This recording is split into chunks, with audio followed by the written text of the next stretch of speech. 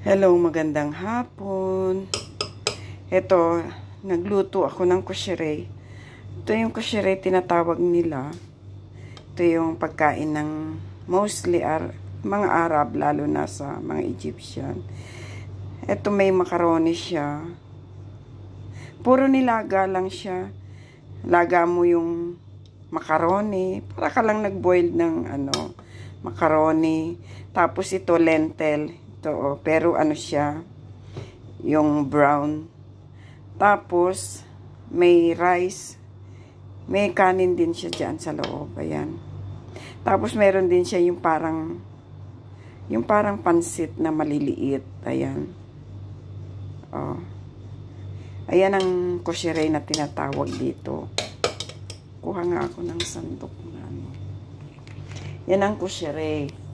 Paborito ito, masarap to kahit na puro nilaga-laga lang siya. Sarap niyan.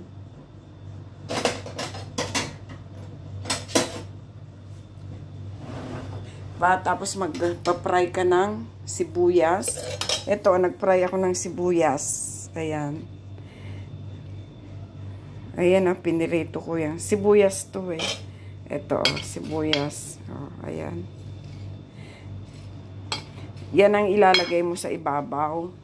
Kaya ito, ganyan. Pinagsama-sama ko sila. Yung macaroni, maliliit lang yung macaroni nilagay ko. Tapos yung kanin, nagsaing din ako ng kanin.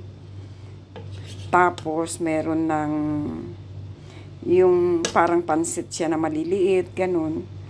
Noodles. Tapos, kulang pa nga ito. Dapat ito may spaghetti pa eh. Kaso, naubusan ako ng spaghetti dito sa bahay.